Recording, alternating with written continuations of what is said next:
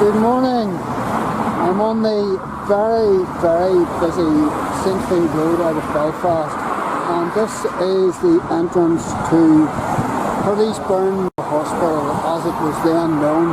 In 1999 it got a name change and it became Knocbracken Health Trust. And this is the ginormous map at the entrance here.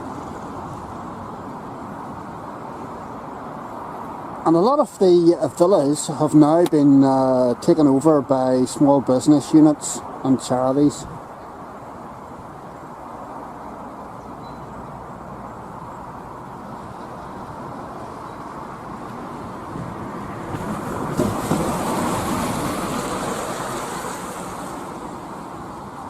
And here's a list of the buildings.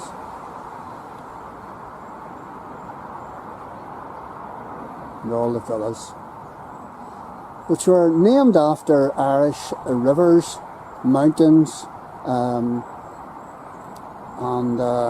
islands.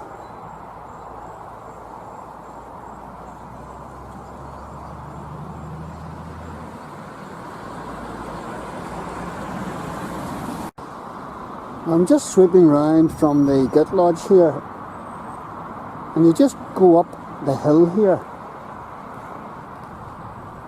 And up there is the Dorothy Gardner unit. Dorothy Gardner was a superintendent, nurse superintendent in charge of the whole place at one stage. And Graham Clinic is also up there.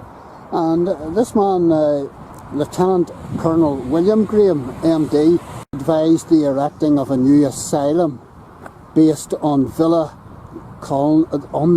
colony principle to allow mental classification of patients to be done, and it became like a mini village. This is a Graham House.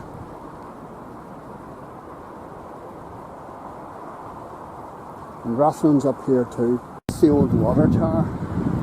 The water was taken from local springs here and by gravity was fed down to the various villas. This, I believe, is the water tower. Only listed building on site. It's a vast site. This covers something like 300 acres.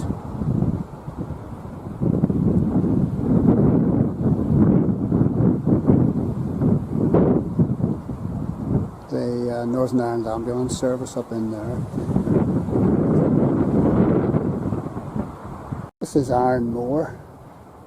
And then some of the other villas, Clare, Ennisfree, Mahee, Skerries.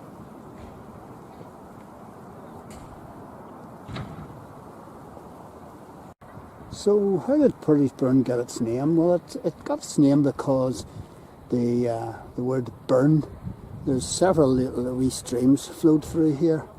So that was where the Burn name came from. Records tell us that there was a guy called John Purdy from Dumfriesshire who had a 50-year lease on this whole area.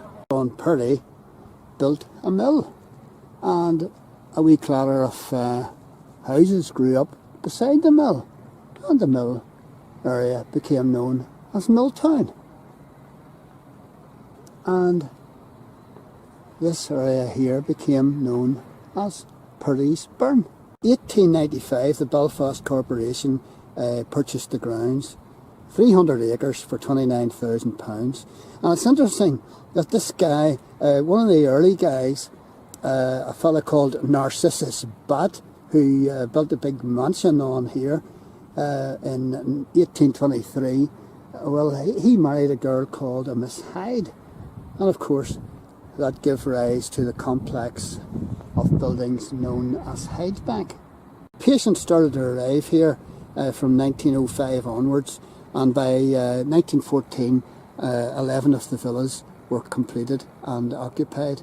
But they were adding on more and more. Purdysburn is set in rich farmland. Indeed, there was a farm here right in the 20s, 30s and 40s and 50s. There was a farm here, but because of PC-ness and some people in the hierarchy thought that the patients were being patronised and taken advantage of, the farm was all dismantled, and the herd of Frisian cows that gave milk to the folk of Purdysburn was sold off, and the patients, instead of working and getting up out of their beds for something, had nothing to get up for. And you know, the working on this farm was good occupational therapy, and it was all thrown to the side.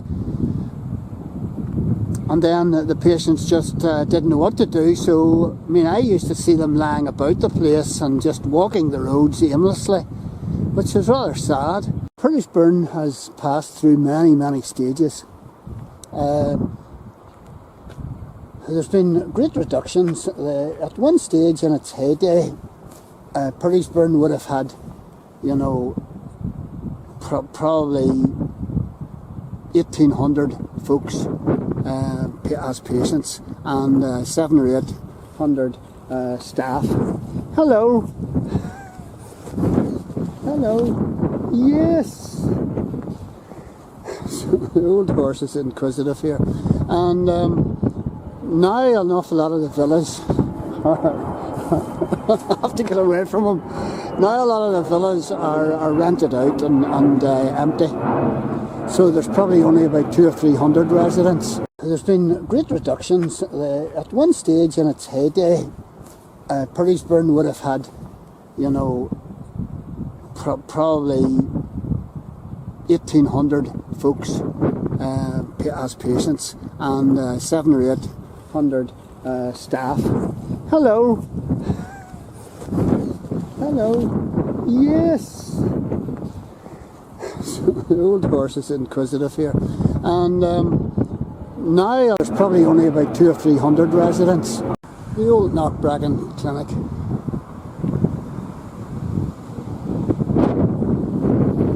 Hasn't changed an awful lot.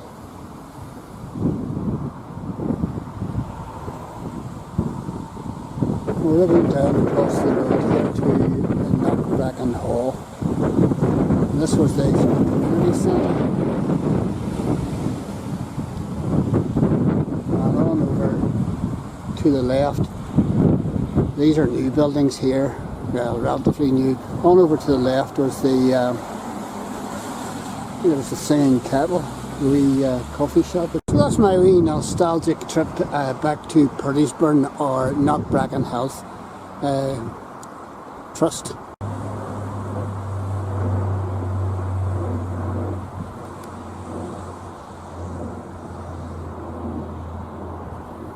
If anyone's interested, they can get actually an awful lot more fuller detail than I have given you there by going online and looking for Purdysburn Hospital History and Growth by Mr. Eamonn O'Rourke, who actually was a charge nurse, RMN and SRN, 1977. And he sort of did a wee potted history of the place, which actually has been updated, and I got a lot of my information about Purdysburn from his investigations and wee history. So good on him.